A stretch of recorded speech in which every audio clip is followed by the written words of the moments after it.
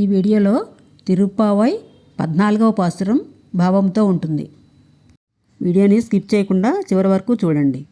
உங்கள் புஜை கடை தோட்டத்து வாவியில் செங்கல் நீர் வாய் நெகிழ் நாம்பல் வாய் கூம்ச்சினகான் செங்கல் பொடி கூரை வெண்பல் தவத்தவர் தங்கள் திருக்கோயில் செங்கடுவான் போக்கின்றார் எங்களை முன்னமெது பூவான் வாய் பேசும் நங்காய் எஜிந்திராய் நாணாதாய் நாப்புடையாய் செங்கல் சக்கரமேந்தும் తడక్కయ్యన్ పంకయ్యకన్నానై పాడేలో రెబ్బావాయ్. ఏమోయ్, మీ పెడునందున్న తోటలో గల ఒక దిగుడు బావిలో సూర్యోదయాన్ని వీక్షించి ముదమనందడి ఎర్రని కలువ పువ్వులు చిరునవ్వులు చిందించుచున్నట్లా విచ్చియున్నవి.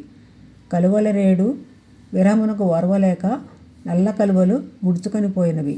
కాషాయ వస్త్రధారులై స్వచ్ఛమైన ప్రకాశము గల దంతములు గల తపస్సాలురు సన్యాసులు అందరున్నూ లేక ఆ వేషధారులైన తామస దేవతారాధకులను తమ యొక్క ఆలయముల తలుపుల తాళములను తెరచుటకై వెడలుచున్నారు.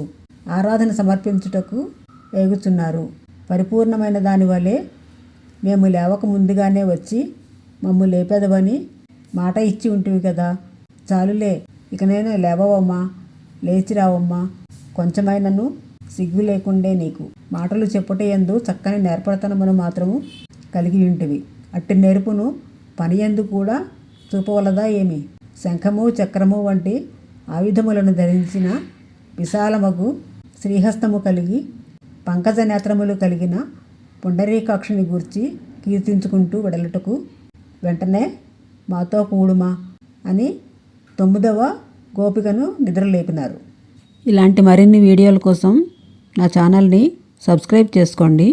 సబ్స్క్రైబ్ చేసుకున్నట్టయితే నా ఛానల్లో ఉన్న వీడియోలన్నీ మీకు కనిపిస్తాయి. ఈ వీడియో నచ్చినట్టయితే లైక్ చేయండి, సబ్స్క్రైబ్ చేయండి, షేర్ చేయండి, కామెంట్ చేయండి.